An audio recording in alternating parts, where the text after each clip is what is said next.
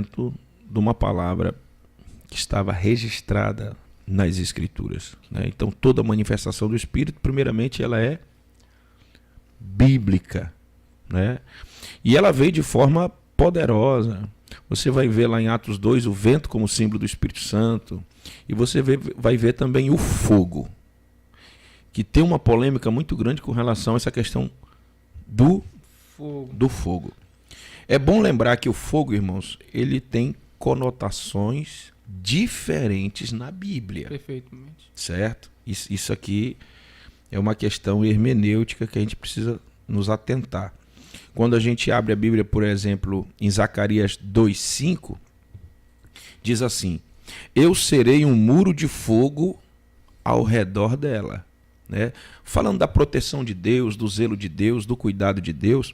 Só porque eu tomo esse texto? Porque o mesmo fogo que protege os que estavam dentro desse muro era o mesmo fogo que iria consumir todos os que estiverem fora, tentando atacar aqueles que estavam dentro. Então Deus, eu vou te cercar com fogo e não vou deixar nada te atingir. Os que estão fora, né, o fogo tem uma conotação de quê? De juízo. E os que estão dentro, o fogo tem outra conotação, de proteção.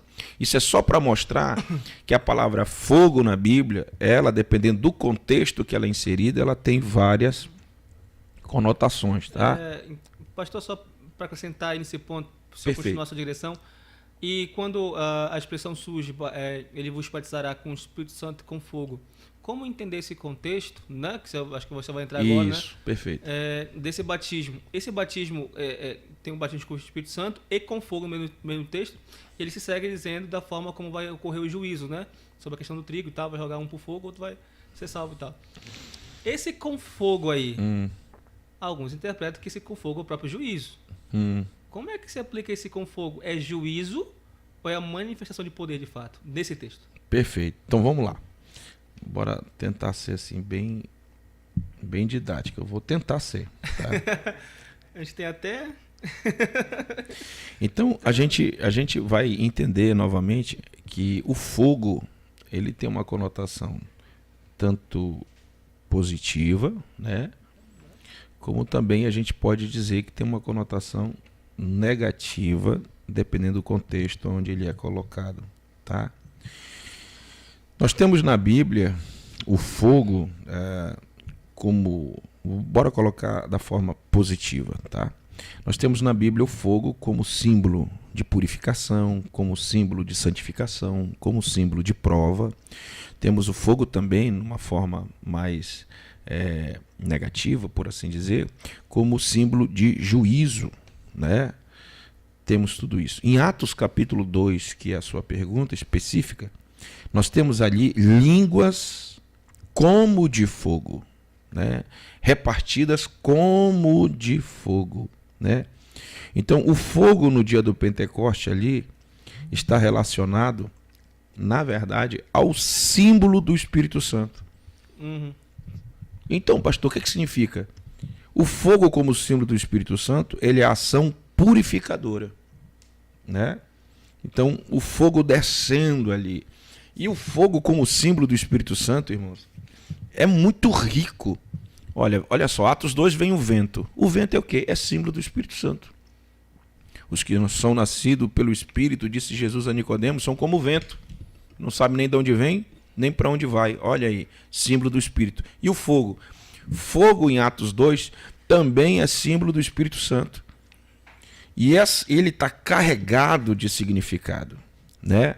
Em Gênesis 15:17, por exemplo, aí eu me remeto lá na Antiga Aliança, lá no livro de Gênesis, que na língua hebraica é chamada de Bereshit, no princípio das primeiras obras, das primeiras promessas, das primeiras alianças, e é aqui que eu quero focar.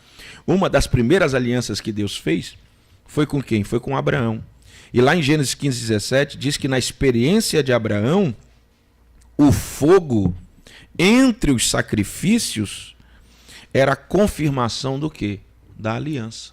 Quando Abraão levantou aquele sacrifício, né, repartiu os animais e tal, e ele passou e esperou que o Senhor viesse e passasse.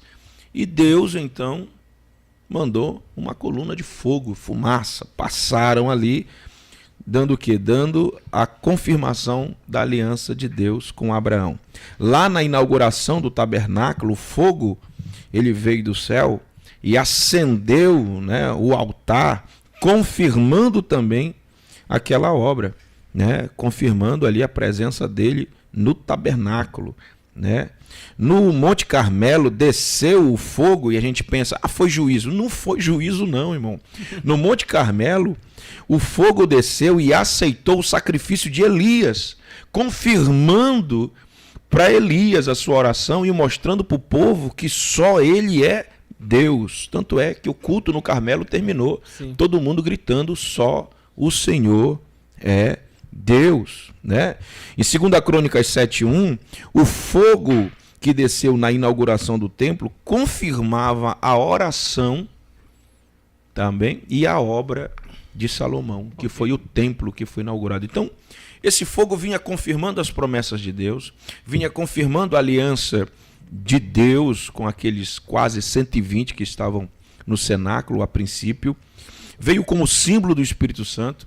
Então, o fogo ali, Luigi, na minha interpretação, dentro do contexto do batismo do Espírito Santo, ele não é algo distanciado da pessoa do Espírito Perfeito. Santo. Não é um outro batismo. Perfeito. Pastor, fulano foi batizado com o Espírito Santo, mas ainda falta ser com fogo. Não. O fogo é símbolo do Espírito Santo.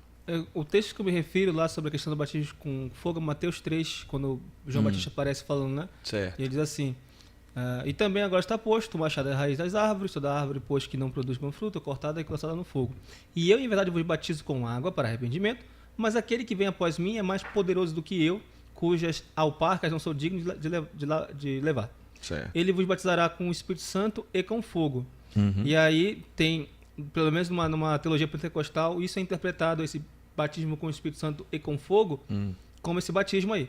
Correto. Só que aí, como é que o senhor explicaria esse contexto aqui que se segue, né? Perfeito. Em sua mão tem a pá, e limpará a sua eira, e recolherá no celeiro o seu trigo, e queimará a palha com fogo que nunca se apagará. Esse com fogo que nunca se apagará diz respeito a esse com fogo que está no versículo 11, ou um outro tipo de fogo? Porque tem dois tipos de fogo aqui. Um que está com batismo no Espírito Santo, Então, e de Mateus 3, tá? Então, tu percebe que João Batista ele está tratando uma promessa, e é bom lembrar que João Batista é o pregador mais confrontador. Qual é a mensagem de João Batista na sua essência? A mensagem de João Batista é essa que você acabou de ler: eis que o machado está posto à raiz de toda a árvore. Essa é a essência. A essência quer dizer, o que é que eu quero dizer com isso? Que a mensagem de João Batista é uma mensagem de uma chamada de arrependimento. Ele é aquele que está preparando o caminho do Senhor. Perfeito. Né? Aquele trator de esteira que está jogando no chão tudo para que o Senhor Jesus passe, né? E diga-se de passagem que ele é o homem que recebeu o maior elogio de toda a Bíblia, foi João Batista. Jesus abriu a boca e disse: os que são nascidos de mulher, ninguém é maior do que João. Perfeito. Mas o menor no reino dos céus é maior do que ele. Então, dentro desse contexto, a essência de João é essa, é confrontadora. Dentro desse contexto, a pregação de João é juízo. Só que ele traz a promessa do batismo com o Espírito Santo e com fogo, e olha como ele é um bom pregador, como todo pregador, né? Ele traz a promessa e novamente expõe a essência da sua mensagem. Então, o fogo ali é do Espírito Santo, e o fogo agora, que dá continuidade, é justamente a mensagem da essência de João, do juízo. Então, o mesmo fogo, lembra de Zacarias 2,5? O mesmo fogo que guarda, protege os que estão dentro do propósito, vivendo a missão, vivendo o zelo, a proteção, o cuidado de Deus, é o mesmo fogo que também vai consumir os que estão fora. Sim. Então, esse fogo aí, decorrente do texto, já é realmente o fogo do juízo, porque ele vai separar o que é e o que não é. Mas o fogo lá do Espírito que ele trata é o fogo do Espírito Santo, é o mesmo de Atos 2. Né? Inclusive o próprio João revela. tranquilamente você lendo a mensagem de João, a essência de João, e vendo que ele toca nessa palavra do Espírito Santo e com fogo, e agora ele volta novamente a tratar sobre a sua mensagem confrontadora do juízo, porque ele vai separar né? Pastor, O trigo também tem gente que identifica esse texto dizendo como 2 tipos de batismo. Então, Aquele que diz, não, ele foi batizado só com fogo porque ele girou, ele rodopiou e deu pirueta, mas não falou em língua estranha. Né? não. E aí a gente entra na questão da língua estranha, pastor. Perfeito. É sinal do batismo com o Espírito Santo. Perfeito.